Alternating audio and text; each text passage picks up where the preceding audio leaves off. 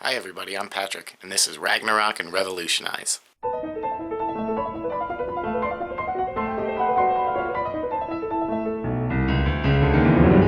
Ragnarok and Revolutionize.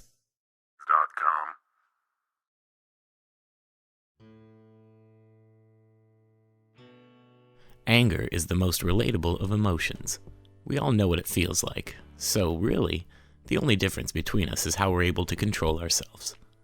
No one can say that they don't feel anger, because we all feel mistreated from time to time. The key to getting rid of anger is figuring out where it comes from. There are two types of anger, righteous anger and selfish or self-righteous anger. Both are such overwhelming emotions, it can be very difficult to recognize where they come from.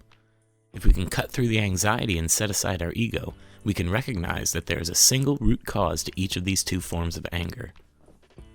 Selfish anger is what we feel when someone or something affects us personally. This is what we feel when something happens that directly interferes with the way we want or expect something to happen. When someone changes plans, doesn't do something we were expecting, when someone cuts us off in traffic or slows us down in the line at the grocery store, all of these things can cause pain to our ego. This pain can be more extreme in cases of actual physical harm, or even crimes like theft, fraud, or slander. Our emotional response to these things is anger, and how we choose to justify and resolve the situation depends entirely on the way we were raised and how we have been taught to release our negative emotions, calm the ego, and reform our connective bond with the human that hurt us. Because really, most humans don't want to harm others. They only do it because of a lack of awareness. If people knew how much damage they caused, they wouldn't do it. If they knowingly did it, they would be the definition of a psychopath, and that is but a tiny fraction of the population. Most people that consistently hurt others and cause anger are simply so consumed with themselves that they can't see how their actions affect others.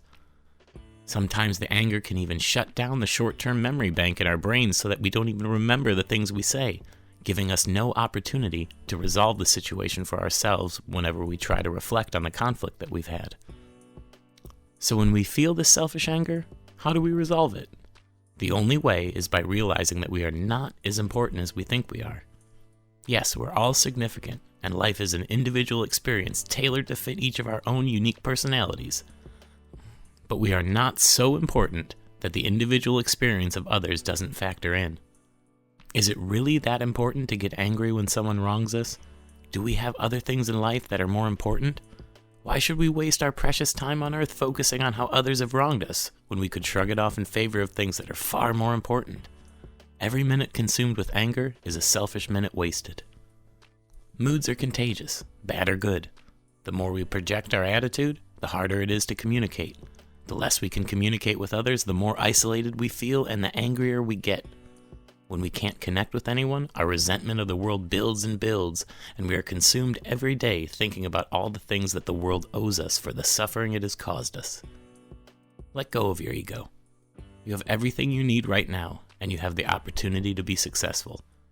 The second you stop acting like the world owes you something, you can actualize that potential.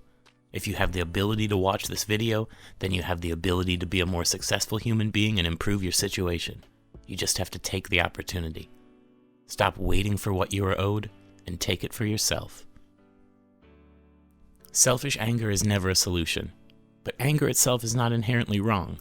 We can still be angry without being selfish. This is righteous anger. This is the anger we feel when someone violates someone else's individual rights or personal sovereignty. This is the way we feel when someone harms a defenseless animal or steals from someone less fortunate than themselves. This anger can be justified, provided we are able to keep it from consuming us. So, the moral of the story is, don't let anger consume you. Don't waste your time. Focus on the things that are important to you.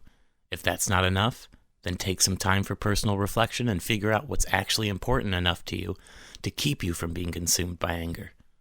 Don't waste your time acting like someone owes you something that you could be creating yourself. The world paid its debt to you when it gave you a mind to think. Pay your debt to the world by controlling anger and making the world a better place for everyone. Thanks for listening.